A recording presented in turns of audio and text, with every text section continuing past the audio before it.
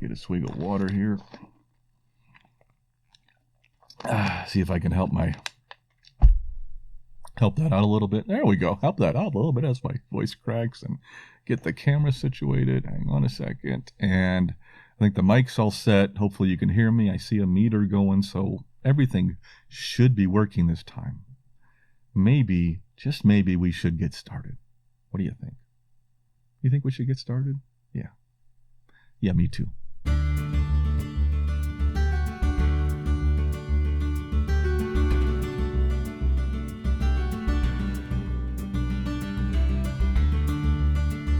Well, hello there. This is D, and welcome to episode 143 of the Benzo Free Podcast. Whoa. This is the fourth time I've started to record this.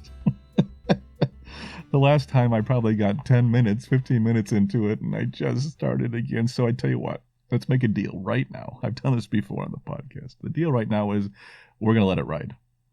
We're just going to let this ride and keep going. If I screw up, just work with me. I do this so often. I try to get it more polished. I try to get it better, and I still like to do that sometimes. But in the end, I wind up just recording myself raw and more, and that's really where I want to be. It's just sometimes the more raw, I don't know. Welcome to the mind of D, because it's just a little crazy in there. But I'm going to keep going, and we're going to cover some of this stuff. Welcome to my studio. This is the Uneven Studios here in Northern Colorado. I'm so glad you can see the Uneven Studios are really not much more progress from where they were. They are green today because the color of the Benzo Free Podcast is green.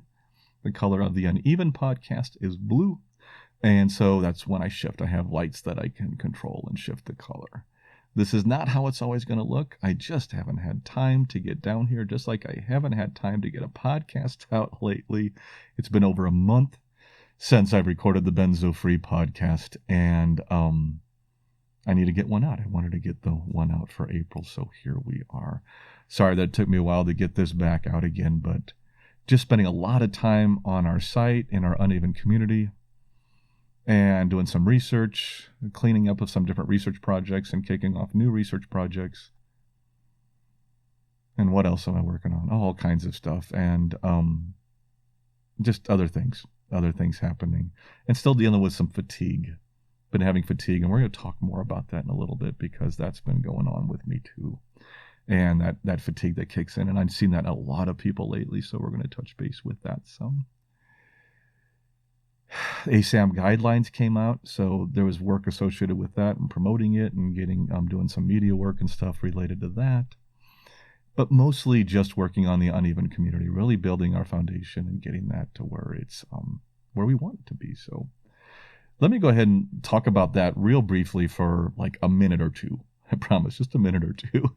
And then we will dive into the rest of the content of the Benzo Free Podcast. So I'm going to use my little fancy little camera thing here and shift over and see welcome to our Uneven community.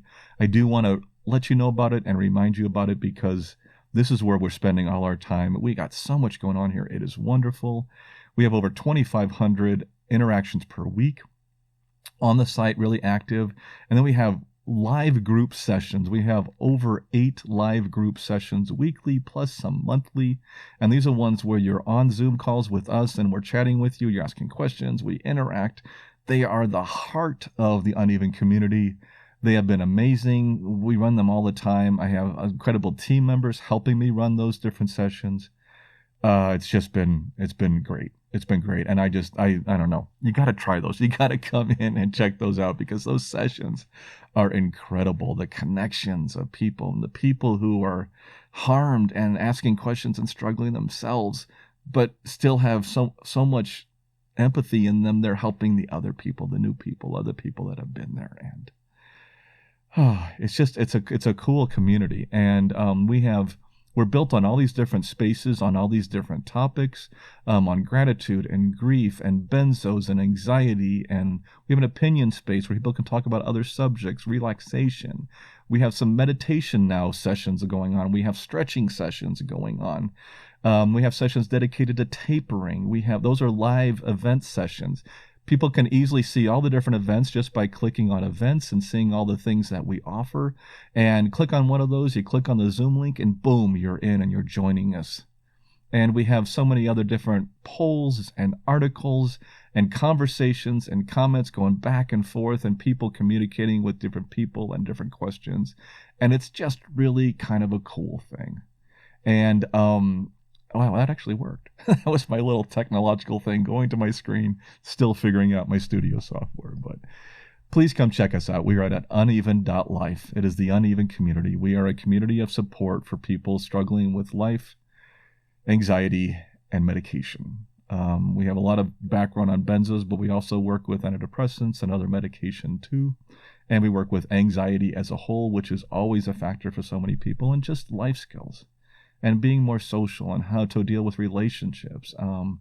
And we have different sessions that are, some that are more focused on providing support. Like we've started the Hard Truth, which is where I'm a little more directed in helping people face some of the harder challenges they have and being more direct and honest with them. And then we have other ones that are more empathetic and more compassionate, which most of our other sessions are. All of them are empathetic, but just in some of them, we have different approaches, and we're trying to provide a variety of sessions. So some people come to almost every session throughout the week, and others pop in for 2 or 3 or 4 and come to the ones they want to on the content. And as we grow, we continue to grow those live sessions, but they're the heart of this. And we also have the online community. If your thing is more writing comments and posting memes and chatting back and forth and doing group chats, we got all that too. We got all that going on. So I think that's it. That's all I'm going to talk about right now, but please check us out, uneven.life. It's 7 days free.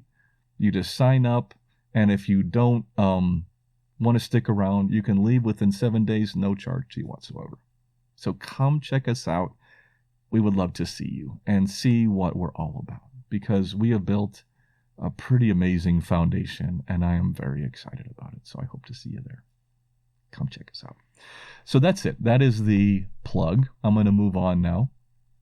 I do want to mention a couple things that I have to first, which is number one, of course, the Benzo Free podcast is for informational purposes only and should never be considered medical advice.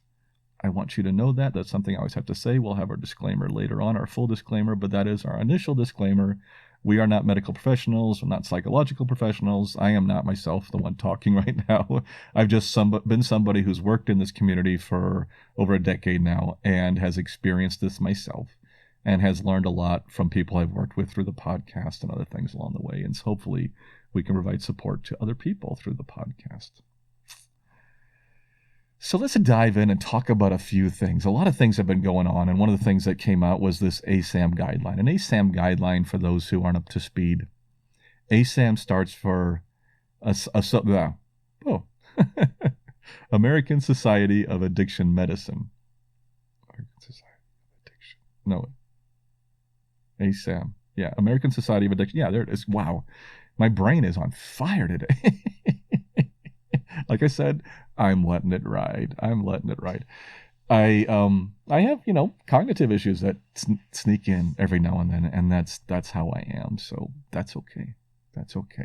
And I'm going to have those sometimes, but those guidelines came out. I think they're making a big difference. I really do. They're a huge step forward. Many of us that were on the panels there that helped put those together don't agree with all of it, and we have some actual significant concerns with parts of it. But as a whole, it's a huge step forward. It's put out just so many changes. Anyway, if you don't know about those, please check it out. I will put a link to more information in this episode. And go check out our last episode 140. If this is 143, that must have been 142. So episode 142, and that I did a whole thing on it. I talked about it in detail, went through it, ran through it, and stuff like that. And we're also working on some panels and stuff on some other media, and some of that'll be coming out. And as that comes out, I'll let you know that we're going to talk more about this. But these are significant guidelines, and they make a significant difference. And it was great working on this and being one of the lived experience panelists that helped work on this document. We did a lot of work. A lot of people submitted in their public comments. A lot of you did, and that was amazing and made a huge difference. And they read all those. So while I can say that the guidelines are written up by the medical panel, the doctors, we got to review them at several different phases along the way. And we made a lot of changes to what they originally came up with. I can tell you right now, between the public comments and between our work as the patient panel, we came up with a lot of changes, and they accepted a lot of things we suggested and even commented within the guidelines about that this was suggested by the patient panel. So we had a lot to say, and I'm very proud of the work that was done. I think it's a huge step forward. We still need to refine it, but go check that out if you haven't seen that yet. I just wanted to throw that reminder in there. But that's been some of the stuff that's been going on lately, and there's always stuff going on.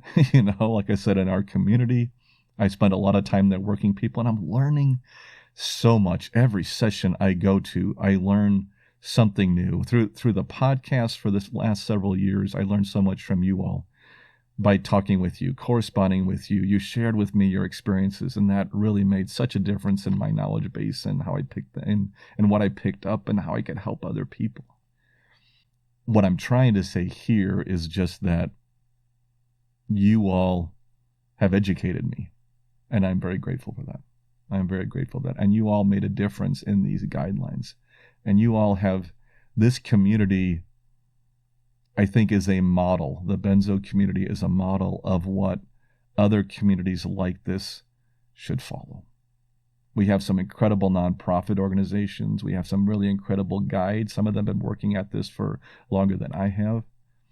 We have some great science behind it. We have some great research. I'm involved in several different research teams, so a lot of the research that's been incorporated, and we're working with lived experience people are working with the medical professionals, and it's this model that we've created that I think other people working with antidepressants, and which we also work with on our site. We do work with antidepressants and other medications at Uneven, but other people who are struggling with antidepressants or other psychotropic medications, or any other medication or any other health issue that they're trying to figure out how to get awareness and how to get recognized and how to make a difference, I feel like we're creating a path. And that's pretty amazing. That's pretty amazing. And my heart and my gratitude goes out to the people who really blaze that trail. And there's some amazing people. The Geraldine Burns, the Nicole Lambersons, the Baylissa Fredericks, and the Jennifer Lees, and the I can go on, the J.C. Curls, and Bernie Silvernails, and I know I'm forgetting all these people, but it's like the Dr. Stephen Wright and the Dr. Alexis Ritfo, and now we have the other doctors, the Dr. Joseph Witt-Doring, and we have, I can just keep going on and on. You should never list names because unless you have it listed out, I'm readjusting my chair. Sorry for any noise, but you never list names because you'll always forget somebody. What I'm trying to say is that we have created so much out there, and there's been so many people doing amazing work. And now over at Uneven, I have this team that's gathered around and become team members. I got a partner now on the leadership team, and Rachel Mascaro, who's been working nonstop, diligently, just amazing. She's just been incredible of helping me build this site. And also Lisa Gemmel helped to build the site and is now one of our guides, and she's been incredible.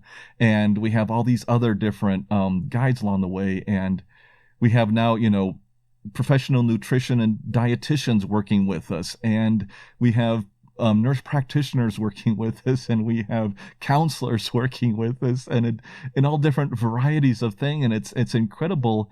And I didn't go out seeking those people, but they came to us. Everybody that is here is lived experience. We are a peer-led lived experience community, and that's been pretty cool. So as I ramble on, as I go off on these tangents, and I go back to our community, I do that a lot because our community is my life right now to a degree, and it's where I spend a lot of my time. So I get a lot of my questions, answers, information, topics from working with that group of people. And so I can carry that back to the podcast, and I'm grateful for that. But that brings up something. When we talk about the community, this is one of the topics now I wanted to approach today. And it brings up an opinion. This is my opinion, of course. everything here is my opinion, but I want to make sure it's clear. This is my opinion, and it's about some things going on in the community. Terminology is often confusing, and I wanted to clear the air on some things. We have several people, again, coming through our community, but many of them are involved in other communities. They're on other support groups. They're receiving coaching from other people. They're attending other groups or whatever, and they're getting their information from different places. They've read the different guides. They've talked to different people, anyway. So they've been in the community, and so we have. What's nice about running a community online on Benzos is that you're hearing from a lot of different people, and you're picking up things that some of the other leaders have shared, and I think it's amazing. And we always want to be working with other organizations and other coaches and not other coaches. We're not really coaching, we're more community, but other organizations and other people that are out there leading this. But there has been some confusion, and I want to clear up a little bit of confusion on this, and that's around terminology and around timing and around symptoms and around the condition. So let me back up, and I think I mentioned this in a previous podcast, but I wanted to bring it up again because it keeps coming up. Terminology exists for a reason, and I don't mind that we create terms sometimes in our community. We have created terms. Perfect example is benzo belly. That's a term we created. It wasn't really in the literature or anything, but it was a term that the community created as we went along because for this group of symptoms that many of us experience that are gastrointestinal.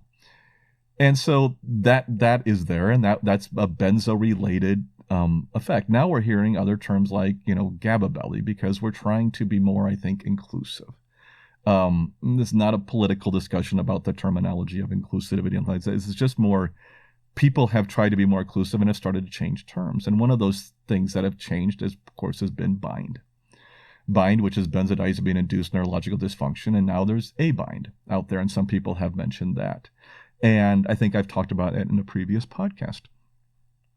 But what I want to say here is that, and there's some other terminology too that we don't understand. We're going to get to that in a second, but let me stop with the bind for 1 second. There's a reason why terminology is important and that we stick with terminology. I believe bind is the term.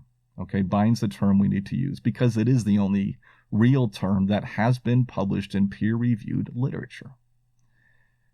One of the reasons why that's so important to stick with a specific term like that is because doctors, medical professionals, most of the time only pay attention to published literature, to published research. And the more we throw more terms out, the more confusing that gets, and the more it waters down our purpose. But also, these terms need to be accurate and more from a research standpoint. Now, I'll admit I'm part of the bind team, so yes, I don't have a stake in this. I don't make any money off bind, okay? But I believe in it because I did the research on it. I was part of the research team. I'm an author on the study, and it makes sense. It fits what was going through. We saw something unique with benzodiazepines, okay? And this is where I come back to. Benzodiazepines is what we saw something unique with. This research was not done on antidepressants. It was not done on Z drugs. It was not done on any other class of psychotropic medication. It was done on benzodiazepines. And I can back that up. We have the surveys, we saw the data, we saw the numbers, and those numbers triggered in me as I was doing the data analysis, and as we took it to the rest of the doctors on our research team, and they noticed something here, and they noticed some things that were more neuroadaptation and more neurotoxicity, and something was different from acute withdrawal, and we saw that come out there. That was just for benzodiazepines. We have not done this research for any other class of drug. And that's why I think sticking with the original terms that are published, the original terms that come out in research, the terms that actually have a science backing is important, because otherwise we create too much confusion. Personally, I stick with bind. Some people may use A-bind, and that's fine if they want to. I'm not saying they can't. I don't have the place to say they can't. That's their decision. I just want to explain why I believe bind is the better term. Because it's about benzodiazepines.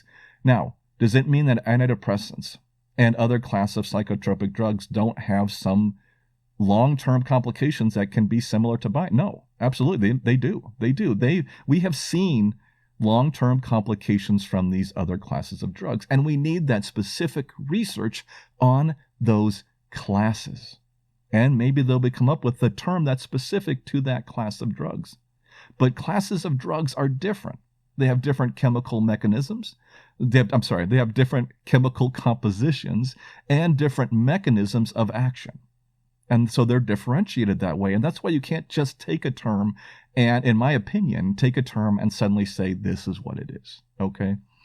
So I'm not trying to come down hard on this. I'm just trying to clarify some of the error because this has come up several times with people. So officially, there's only one term. It's bind. When we come down to the bind terminology, that's the only one that exists there. It's benzodiazepine-induced neurological dysfunction. It was published in our paper that had Dr. Ritvo as the lead author on it that we published a year ago.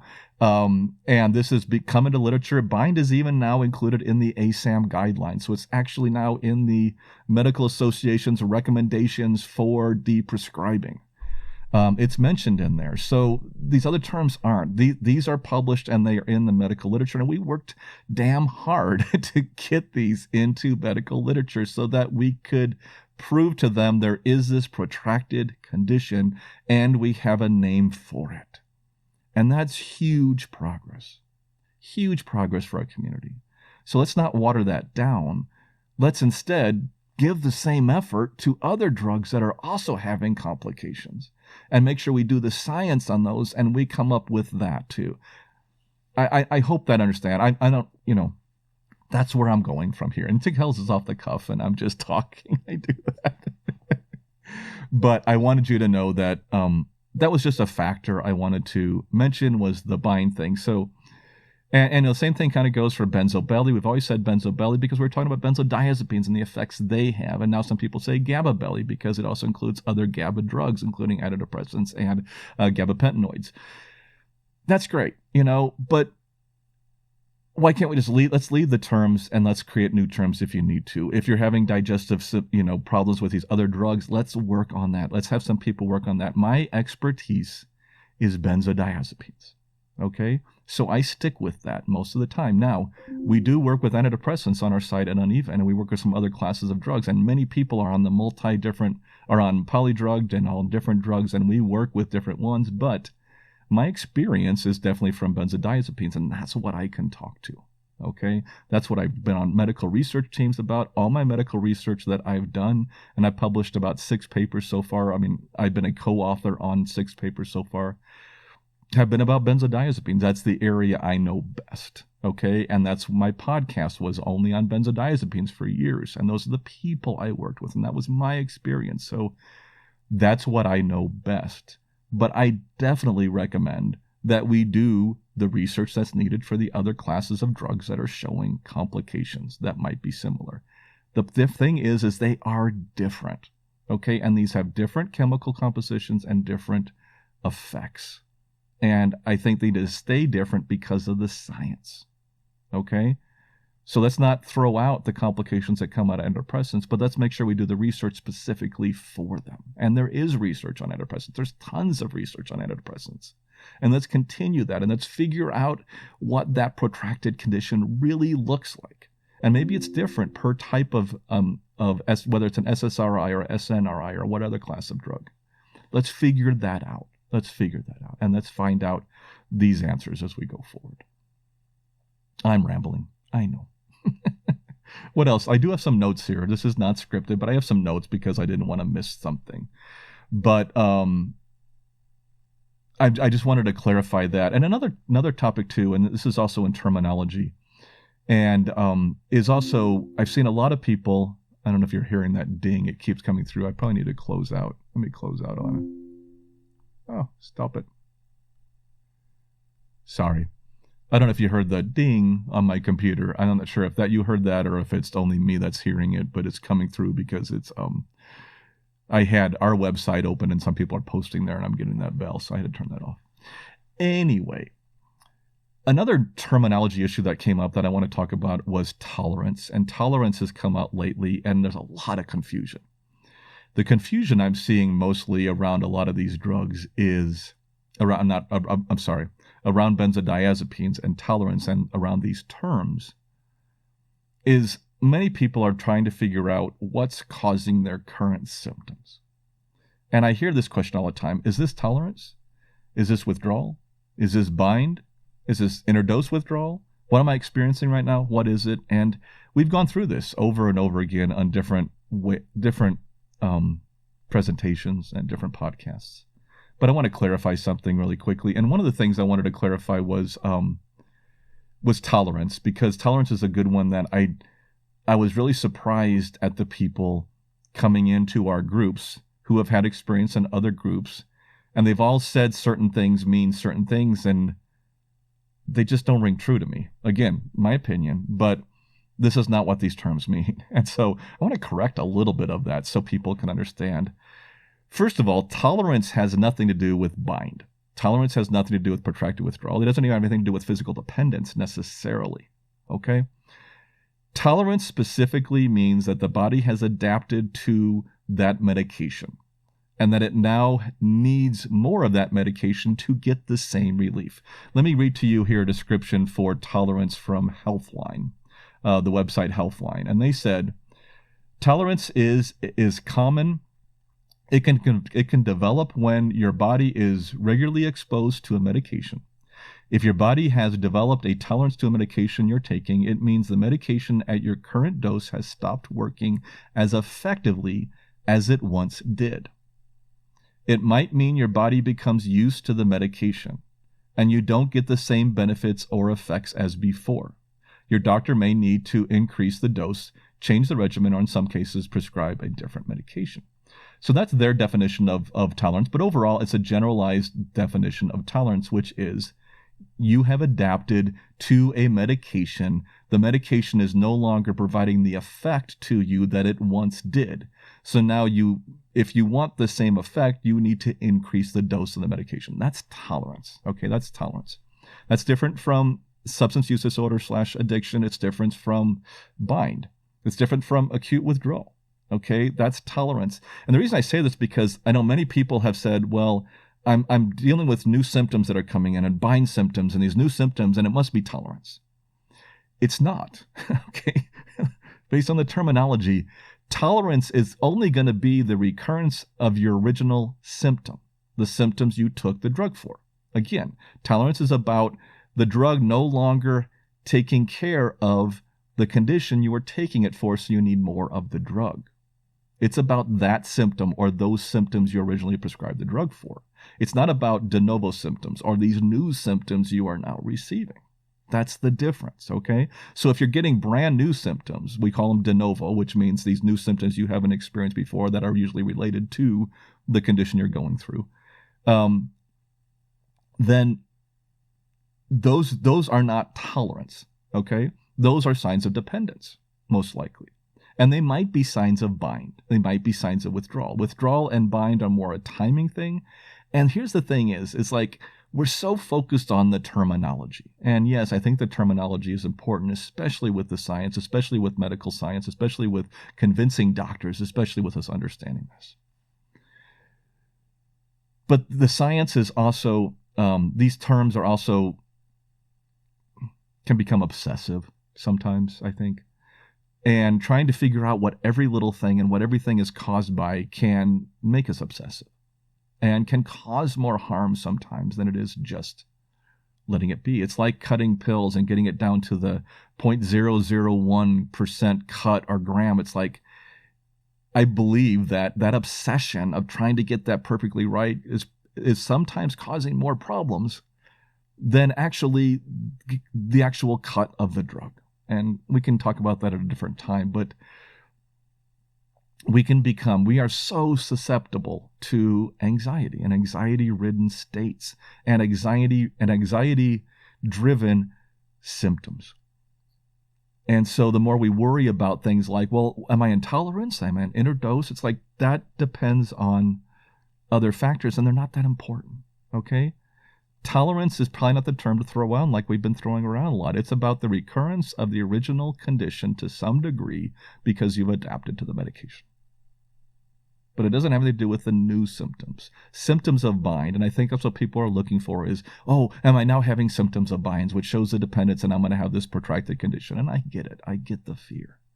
I get that around that. And it might be some new symptoms, but even if you start to get some symptoms while you're still on the drug or when you start to taper the drug, doesn't necessarily mean you're going to have protracted symptoms.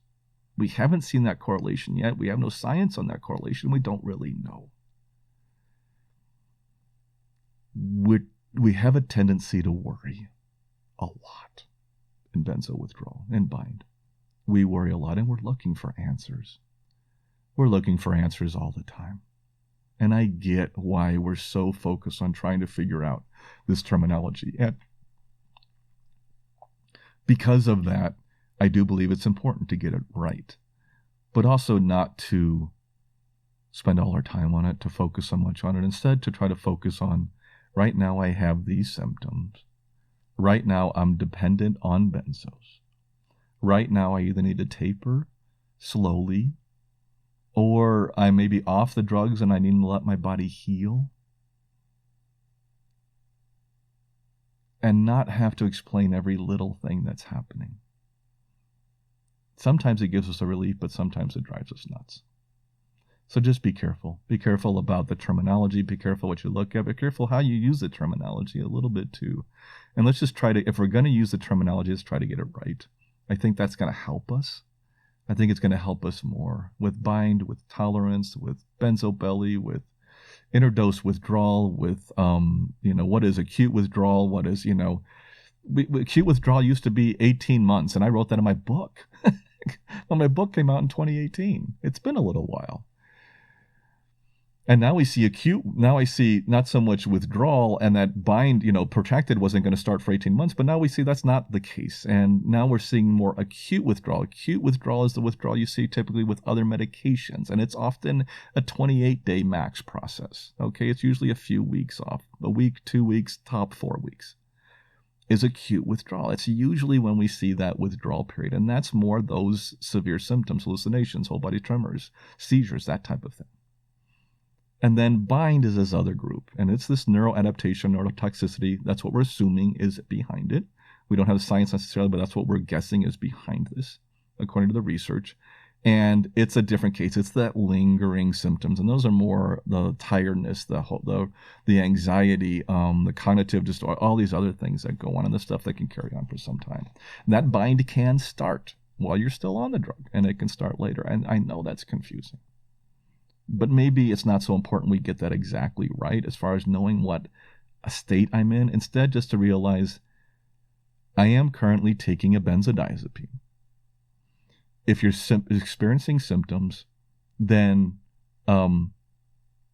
maybe you're starting to experience some dependence. Maybe it's tolerance if it's returning of the original condition. As you start to taper off the drug, maybe you don't have symptoms yet, and then you start to get some. It doesn't matter if it's withdrawal or bind or whatever.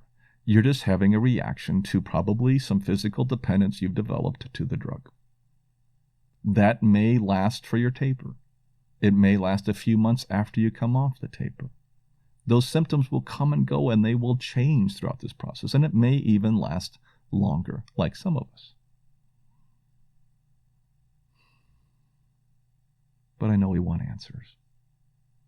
And I know why we want answers, and I understand why we search for answers. Because I did exactly the same thing. I wanted to explain it.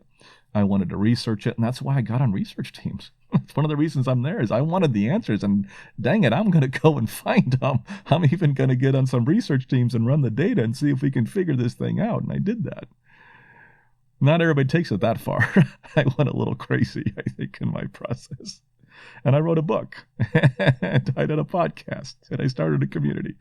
If anybody got crazy with this, it's me.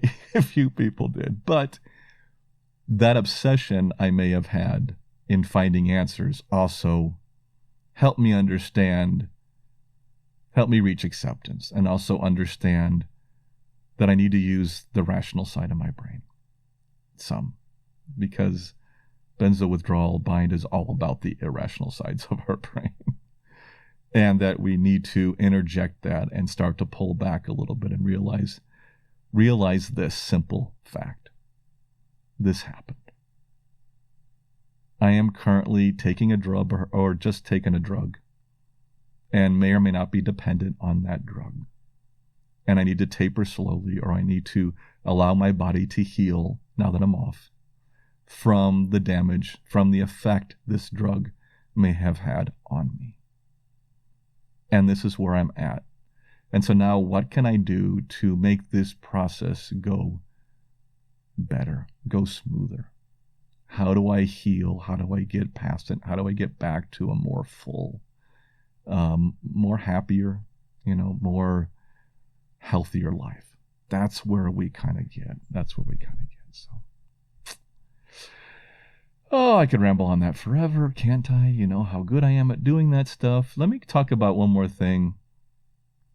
Another thing from the community too is, and I'm not trying to be critical on the community. Oh my God. And I know I'm going to come across this way, and I'm not trying to. In fact, I am incredibly supportive of the community. Most of the people in the Benzo community are doing amazing work, as I said, and most of them, I'm learning from them. I mean, we all do work in different areas. I do more research on my side and more work one-on-one with people through the podcast and the book and stuff like that, and on different organizations. And some people do more of just the coaching, straight up coaching. And so we all learn from each other.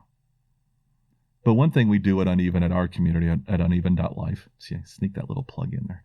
One of the things we do there is we meet you where you are. And I believe in that path. And I know there are other organizations and other places that have the path of benzo recovery, what they believe is the path for benzo recovery. And I've seen people go down those paths sometimes, and sometimes they're very successful. And sometimes they're not. What I've learned after a long time in the community is that there's no one way. Everybody is different. There's no rule that is more accurate in this community than that. Everyone is different. And our goal is to find out where you're at, where you want to be, and how to make it work for you according to your reactions, your symptoms, your medications. And we hopefully can help you find those and find that path. And I think there are people out there who, especially some of the newer coaches and stuff, who recovered from benzos, or mostly recovered benzos, and believe, oh, well, I did it, so now I know how to do it, and let me tell everybody else. And I can tell you, I've worked with over 1,000 different people through the podcast and everything over the years, that my story is not anybody else's story. It's nobody else's story. And they're all going to take a slightly different path. This is variable. Nothing's more true about benzo withdrawal and bind than how variable it is. It's all over the map. And so it's important, I think, to work with somebody who is flexible enough to understand that you are your own person. You've had your own issues with medication. You've have your own dependence, and you're going to have your own path coming off of it. There are some commonalities that help, absolutely. But there's no one way. So, just be careful of that. That's my last little piece of advice. I want to talk a little bit about this fatigue thing, though. I mentioned that and then close out, because I can just keep on talking. You can tell I haven't done this in a while. Sorry about that. I did want to mention about the fatigue, and I got muscle aches, because I've been seeing this a lot lately, and we have talked about this before, because it's something I've gone through, and it's something. What surprises me, and this is more on my analytical side, and I have that really analytical side, the one that does the research and stuff like that, but it surprises me how many people in our community are dealing with fatigue right now, severe fatigue, and muscle aches, especially lower extremities, legs and feet and stuff like that. And this is something I've experienced, still am. This last week, actually, I had a lot of fatigue, and that hit a wall kind of fatigue. The fatigue where suddenly you are just dead and you just need to lay down or sit down or anything, and you have no energy. I've seen this a lot in our community. While I do believe fatigue is a symptom of bind, and a symptom of benzodiazepines, and even maybe withdrawal. I do believe there's other factors. And I think because of the timing, fatigue and these muscle aches and nerve pain and everything else that people are experiencing, I haven't seen at this level until recently. And that's what I mentioned before on the podcast. I just want to remind it to everybody again, though, is that fatigue is severe. And I'm seeing it a lot of places. And I do believe there are other factors. I think COVID, honestly, is still, and I mentioned it before, is a big factor in this. And maybe you say, well, I never had COVID. And my question to you is possibly, and maybe you did and you don't know it.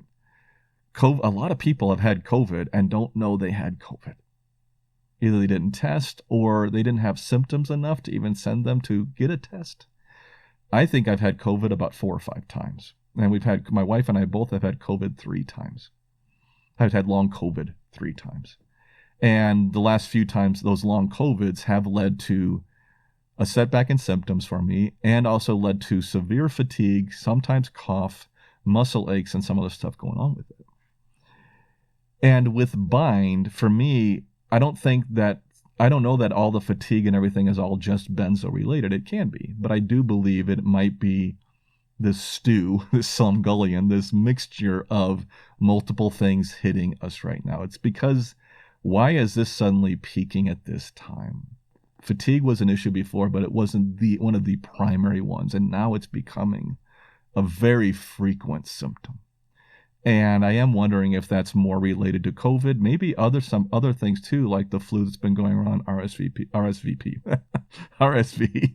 and other issues that are happening, other illnesses that are happening. It might be something else too. I go with COVID because I know COVID has a history of this. COVID has, its number one symptom is actually severe fatigue with long COVID when you read the different articles. And that, and so it makes sense that if we're already, and also with long COVID, neurological issues are some of the most frequent ones. And they've learned this now. They've gotten past some of the more, of the original stuff. But with long COVID, they're seeing more neurological, and they're seeing more of the fatigue and severe fatigue and cough and stuff like that. If we have all that going on and we're already affected in our neurology based on bind or benzos or something else, so we're already hypersensitized, then doesn't it make sense that we're going to experience this at a higher degree, at more severe version of this? I think it makes sense. And that's one of those things that I think hits us. And I don't know. I mean, the Mayo Clinic actually mentioned symptoms of long COVID include, one of the number one ones, like I mentioned, was fatigue. Number 2, another big one was muscle aches. They also mentioned some other things like problem with memory. We've seen that before, so that can definitely affect bind people. Being lightheaded or dizzy, I've had some of that. Problems with taste or smell. Sleep problems, shortness of breath, cough, headache, faster irregular heartbeats, and digestion issues are also sometimes factors of long COVID. So things to look out for if you think you might have that. I'm just bringing up, though, to say that if you're dealing with severe fatigue and hitting a wall fatigue, it may not just be benzos. And I know some people that have been recovering from benzos. This is why I mentioned this. And getting better and better, and then they had this hit. And then they get depressed because they think, oh my God, I'm not really healing, I've gone back. And I've said that before with having a setback, and people have done that. What I'm trying to say is it may not be related to your healing from benzos. It may be a separate condition that's hit you that you need to recover from, that has just created a mild setback or has had an effect on you temporarily. We still don't know, but this is research I want to start looking into, and we're starting to kind of figure out some teams on that maybe, and starting looking into especially the COVID relationship to bind and the COVID relation to coming off this class of medications. I'm very curious about that to see how that plays, because I've seen this a ridiculous number of times. The fatigue, the muscle pain, the nerve pain in the legs and the feet. One of the problems I have trouble for some reason is driving. For some reason, driving sets off my foot pain, that nerve pain.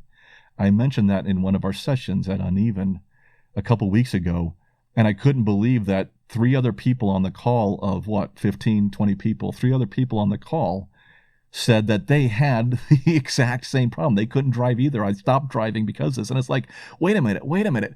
something's going on here.